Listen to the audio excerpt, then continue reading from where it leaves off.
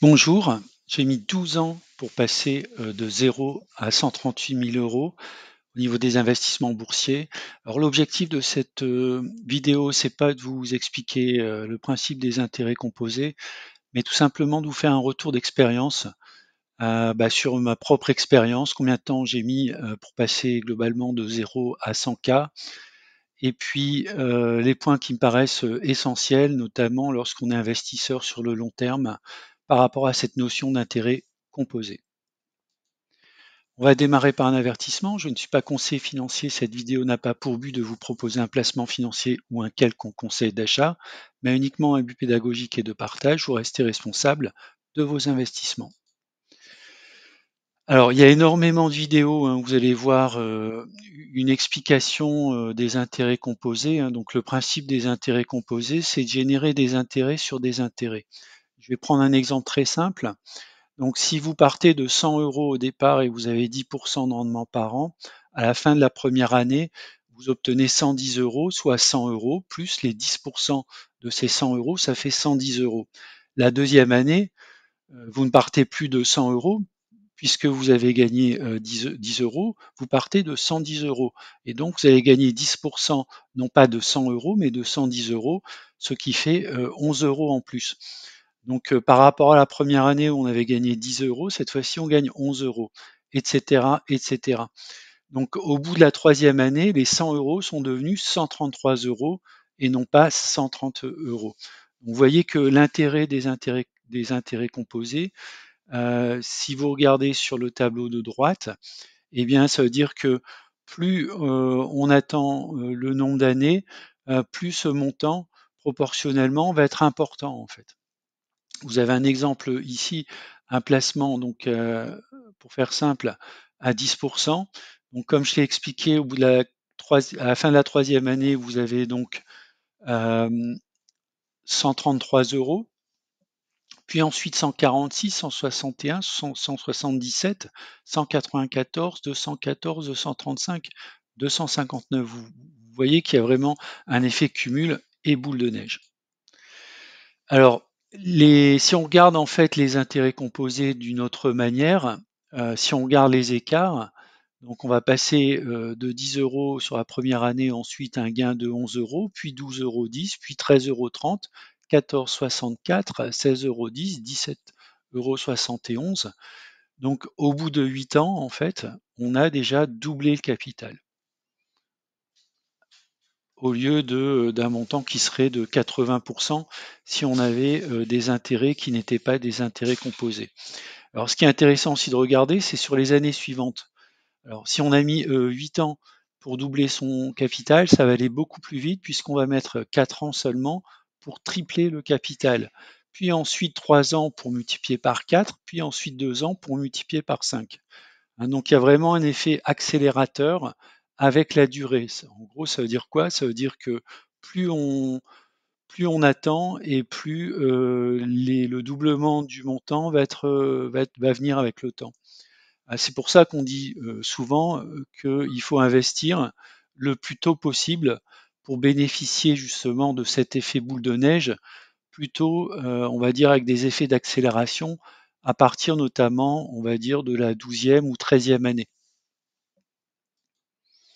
Alors, cette règle, elle est vraie, hein, si on regarde maintenant concrètement dans la vie de tous les jours, elle est vraie si on est capable de garder le capital d'une année sur l'autre, car effectivement, la perte de capital, c'est aussi la perte des intérêts. Autrement dit, le temps, c'est de l'argent, parce que ça veut dire que s'il y a une année, imaginez, ça correspond à un investissement en bourse, il y a une année où vous ne faites pas les 10% de progression, mais il y a un crack, vous perdez 20%, ou alors vous avez effectué de mauvais placements et vous perdez également 20%, eh bien cette perte de 20% ne va pas générer en fait les intérêts escomptés. Alors, si on regarde l'évolution par exemple du CAC 40 sur le très long terme, en moyenne c'est 8%. Donc ça veut dire que si vous avez des années où vous êtes à moins 20% et des années où vous êtes à plus 30 ou plus 40%, globalement ça va se compenser. Mais bon, c'est pas toujours vrai, notamment Si vous n'avez pas investi sur des indices, mais vous avez investi sur des actions, l'indice peut très bien connaître une progression de 40%, si vous n'avez pas investi sur les bonnes actions, vous pouvez être flat ou éventuellement perdre de l'argent. C'est pour ça aussi la notion de choix d'action est très importante, mais c'est pas le sujet de cette vidéo aujourd'hui. Donc moi, par rapport à cette protection du capital, donc j'ai mis en place donc une stratégie qui est l'utilisation du money management, à savoir la gestion du risque maximum de perte par ligne dans mon portefeuille de 1%, soit 1000 euros. Ça veut dire quoi? Ça veut dire que si sur une des lignes de mon portefeuille, je perds plus de 1% de la totalité de mon portefeuille, eh bien je dois alors soit couper ma position, soit alléger ma position. Si vous regardez les différentes vidéos, si vous avez suivi mon parcours, je l'ai fait effectivement, notamment sur Téléperformance. J'étais en très forte moins-value, j'ai dû alléger ma position en perte pour rentrer à nouveau en fait dans ce critère que je me suis fixé. Voilà, vous pouvez très bien dire, moi c'est pas 1%, c'est 2%, 3% ou 5%. Moi je me suis fixé quelque chose d'assez serré qui est de 1%.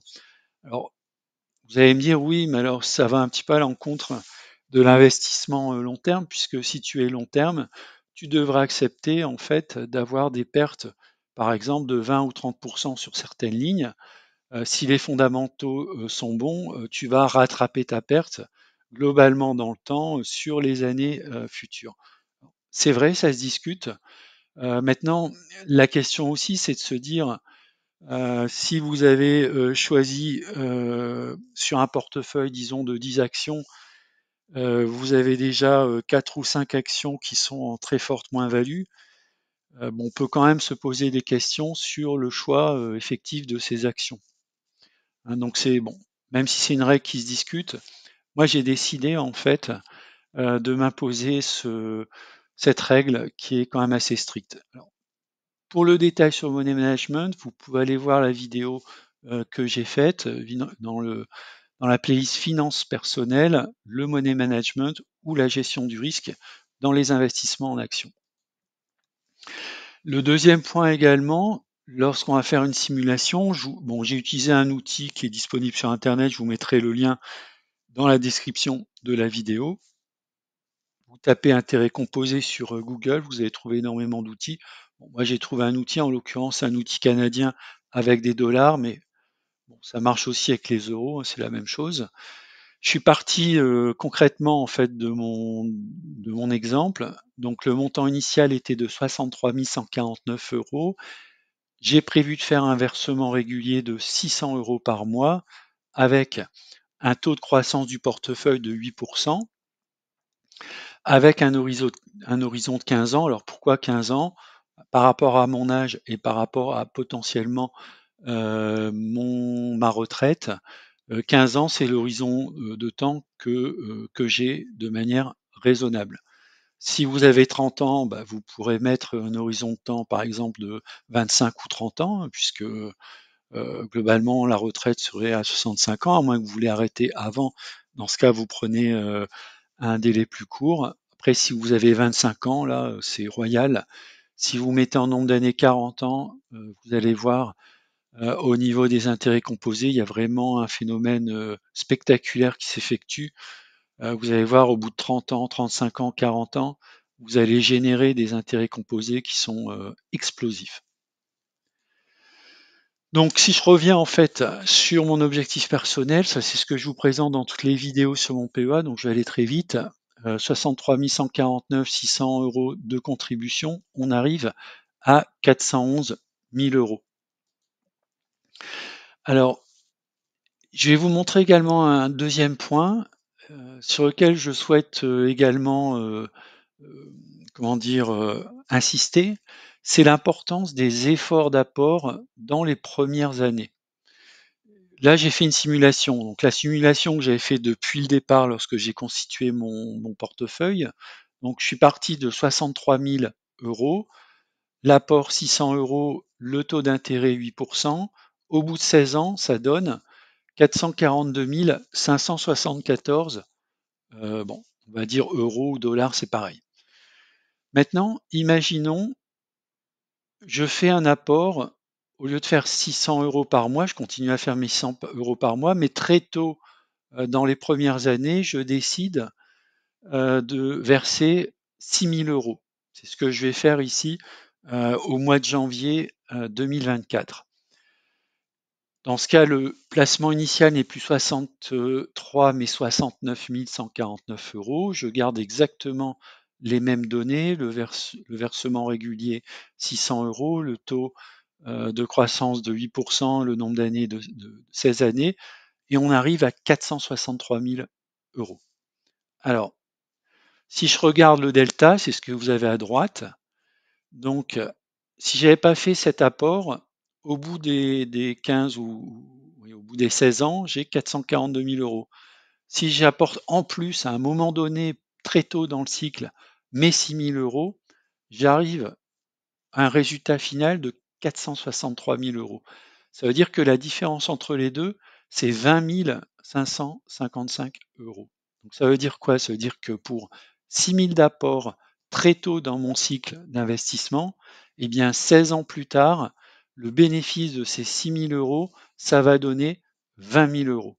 Alors, même si vous retirez l'effet de l'inflation, alors ok, on a beaucoup d'inflation en ce moment, mais l'inflation moyenne, on va dire, est de l'ordre de 2%. Même au bout de 16 ans, vous avez quand même un gain qui est très très important.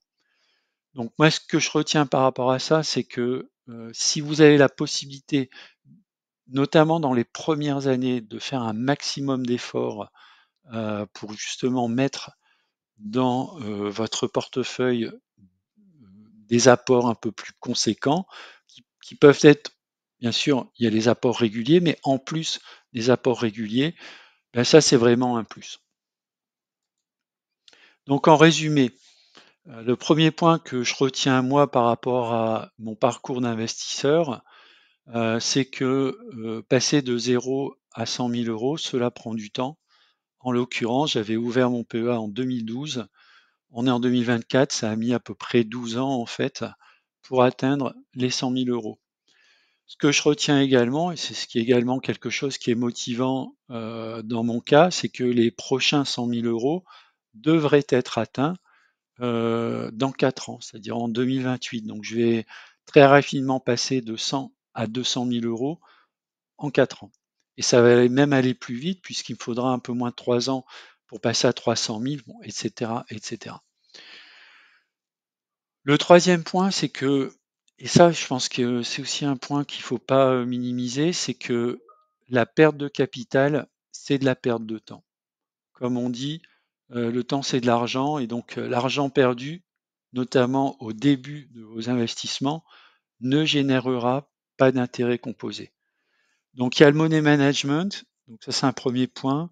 Et le deuxième point, lorsqu'on démarre au niveau de la bourse, l'une des grosses questions qu'il faut se poser, c'est le choix en fait des véhicules d'investissement.